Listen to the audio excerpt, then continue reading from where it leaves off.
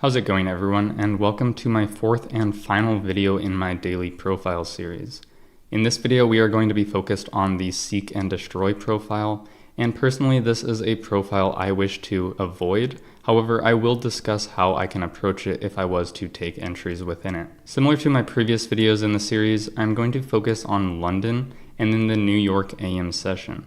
So what does a Seek and Destroy profile look like on the daily chart? Well, it is going to be an indecision candle. If you don't know what an indecision candle is, please check out my video on open, high, low, close. Now, an indecision candle is where price opens and closes at relatively the same point with no direction throughout the day. So what does this look like on a lower time frame?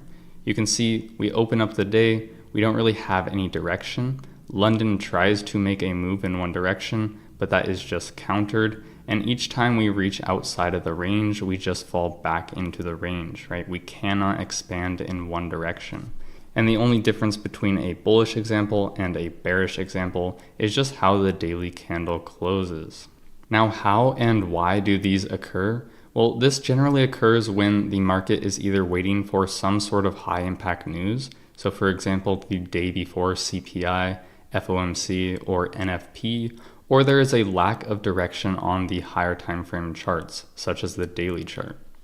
Now, one way I recognize this is I take a look at Asia, London, and New York. So I know I said I focus on New York and London, and that is going to be the focus. I'm going to take a look at London and see what it did in relation to the Asian range. So generally with a Seek and Destroy, London fails to have any direction, and so what happens is London will take both sides of the Asia range. So you can see it takes Asia low and Asia high, and then that sets up consolidation or Seek and Destroy conditions for New York. Now, although I prefer to avoid this price action entirely as I focus on expansions, if I was going to be looking to anticipate or trade a Seek and Destroy profile, what would I do? What I would do is focus on trading back into the range. So instead of trying to play out of the range or from the inside out, I would be trying to look from the outside of the range back in. And what I would do for this is mark out the equilibrium or discount and premium of this London range. So you can see from the low to the high, here is my 0.5, and looking to trade back into the range, right? This would be my first target. And then I can use my second target as the lows, right? Because price, I'm expecting it to oscillate. So as we move lower here and swept out the London lows, if I'm anticipating price to continue to consolidate, I'm not anticipating price to break out lower. I'm anticipating price to go back into the range. So once again, marking out the equilibrium and looking for price to trade back inside the range. Now, another thing I can do is mark out that Asia range, the daily open, or whatever range is sitting in here. When we deviate outside of that range, it's going to act like a magnet and price is going to go rebalance it. So you can see here in London, when we exit the range, we trade back into it, exit the range, trade back into it, exit the range, trade back into it. Now, the last thing I'm going to talk about before I get into a few examples is another Seek and Destroy condition for New York. You can see in this case, London did not sweep both sides of Asia and just consolidate, but London actually had the expansion and created most of the daily range. If most of the daily range is already created in London, I don't really have high expectations for New York to have a large move. So this sets up low probability conditions in which I expect price to consolidate. So this is also where I will generally avoid looking at price.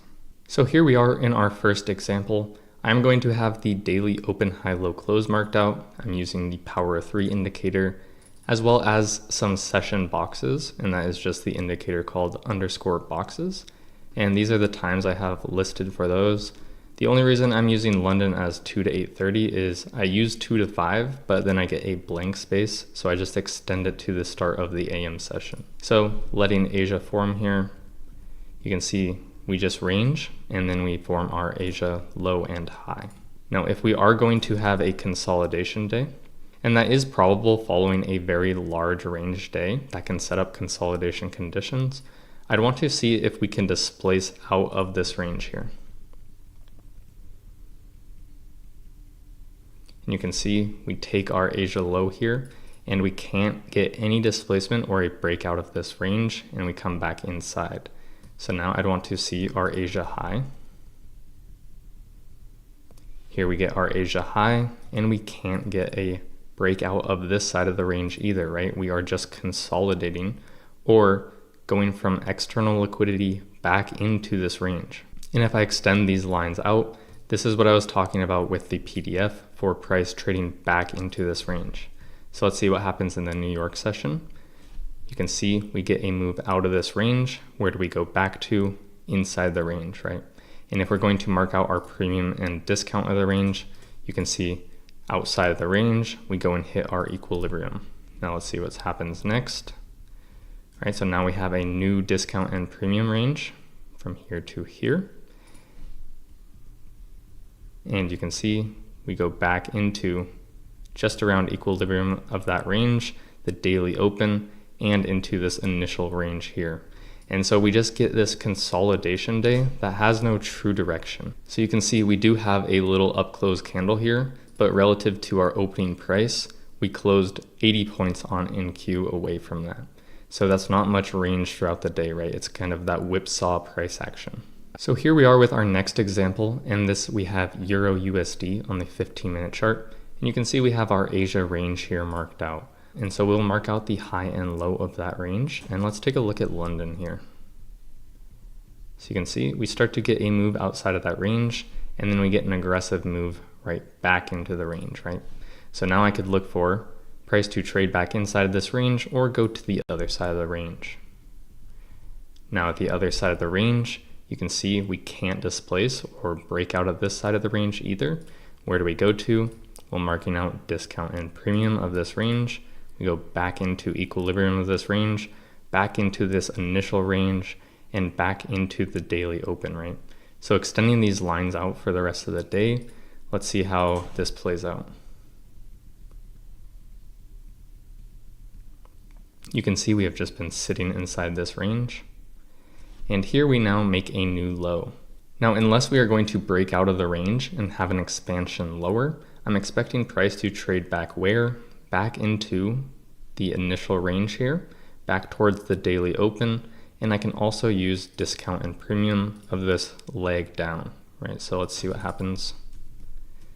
And I will just track that with the discount and premium as it goes lower. We make a new low. I just continue to track that. And you can see we go back and hit our equilibrium and back into this initial range, as well as going towards the daily open. So you can see as we let this day finish or play out, once again, we exit this little range, right back into the range, and we have this indecision candle on the daily. The main point of adding this video into my daily profiles is not for me to actually participate or trade this profile. It's more so to learn from it and know when to stay out of the market. So I hope you enjoyed the daily profile series. If you guys want another series, please let me know what you would like in the comment section below, and I will get through them all. But thanks for watching. I hope you enjoyed it, and I'll see you guys in the next one. See ya.